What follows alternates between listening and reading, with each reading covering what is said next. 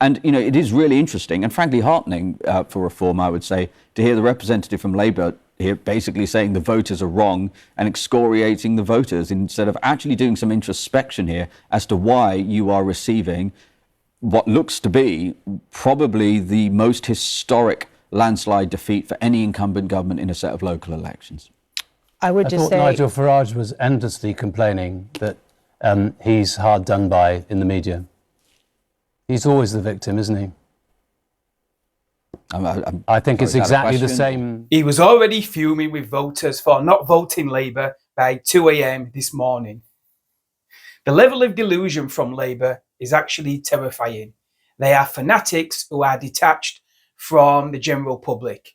They refuse to comprehend the British public, especially the working class, does not share their politics.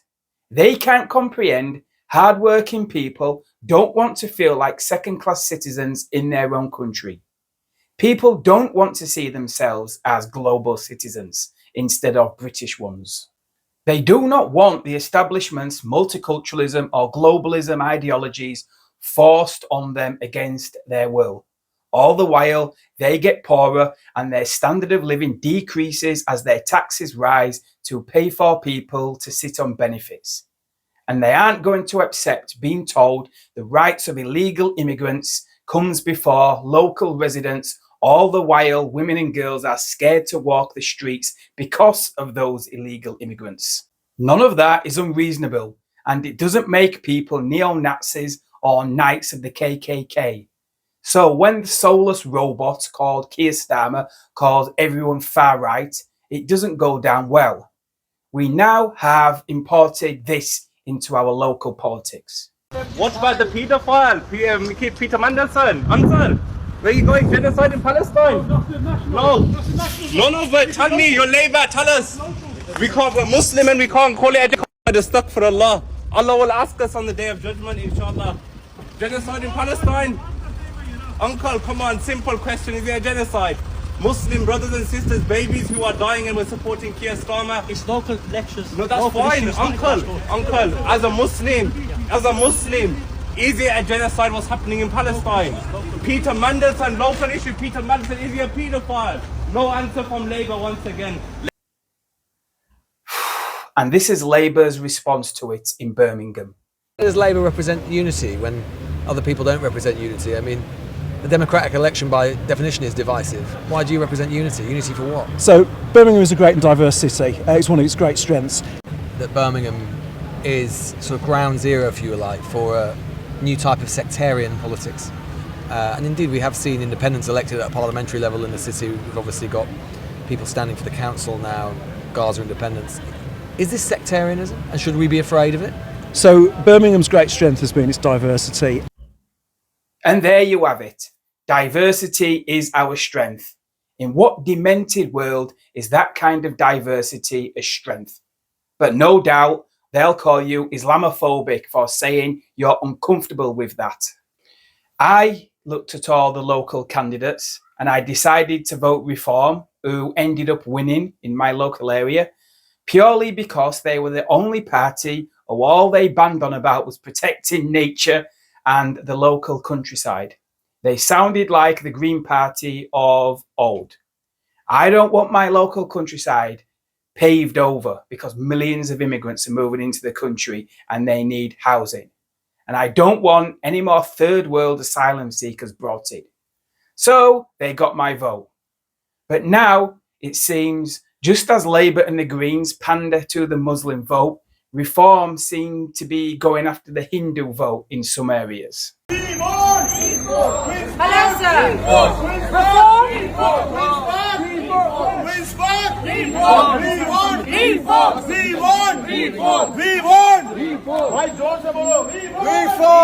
So let's face it, none of these developments are great for British politics.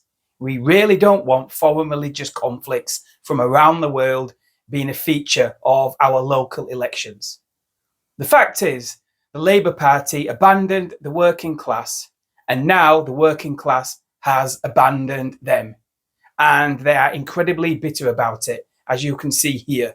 over here, but do you agree with what Chris Bryant was saying, that we have come to a bad place in politics where there's an awful lot of nastiness right across the board? I think it's remarkable that the representative from Labour is whinging about people saying that Keir Starmer is loathed on the doorstep when that is demonstrable by any poll. He's the most unpopular Prime Minister on record in poll after poll. And this is also, by the way, Keir Starmer, last I remember, was the man who cut Nigel Farage's security and then sent cabinet minister after cabinet minister after cabinet minister to accuse Nigel Farage of being a fascist, accuse him of being a racist, and David Lammy out claimed that he was a Nazi sympathiser. I'm sorry, it was one of the most disgusting displays I've ever seen. And the idea that people are going to have some sympathy here for Labour about rhetoric in politics, I think, is a disgrace.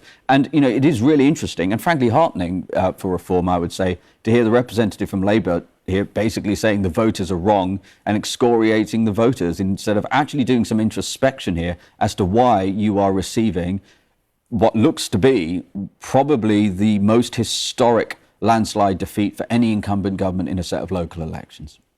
I thought Nigel Farage was endlessly complaining that he's hard done by in the media. He's always the victim, isn't he?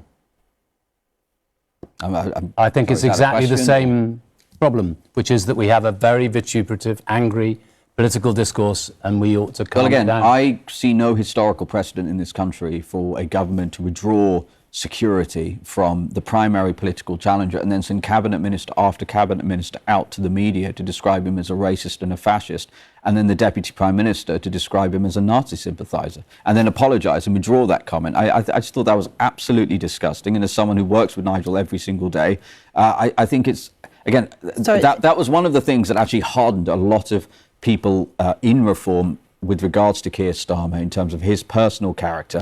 And I think that's what we're seeing, not just, you know, we've talked about what we're hearing on the doorsteps, we're now seeing this at the ballot box. You're making two accusations there. Are you accusing Keir Starmer personally of removing Nigel Farage's security detail? Is that what you're saying? You've said a couple of times that happened. The government provided security to Nigel Farage was withdrawn, and then in a short period of time, and again, I've not seen any precedent for this previously, the Prime Minister of this country gave a series of interviews and then sent cabinet ministers out, 3, excluding David Lammy, to describe Nigel Farage as a racist and as a fascist, and then David Lammy went out and called him a Nazi sympathiser. Hold on a second.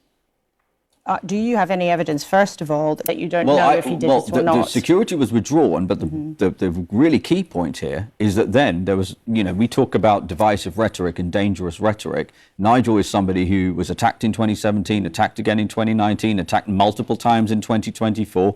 I'm sorry, I think it's absolutely disgraceful. And I wouldn't have actually raised this point and taken issue with it if it wasn't a Labour representative here having the gall to talk about rhetoric in politics, then you've also just whinging about Keir Starmer being But you've also just said, and I'm asking you doorstep. questions about this, you've also just said then that 3 cabinet ministers went and accused Nigel Farage personally of being a racist, and one of them accused him of being a fascist while they were cabinet ministers.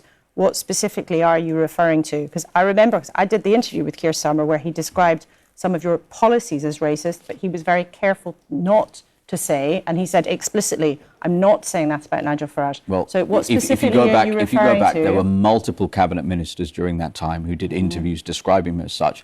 Most notably, of course, was David Lammy, who described Nigel as a Nazi sympathiser. Do you not remember that interview? I'm just asking you, you're making specific allegations. I'm asking you to be specific about exactly what you're referring to.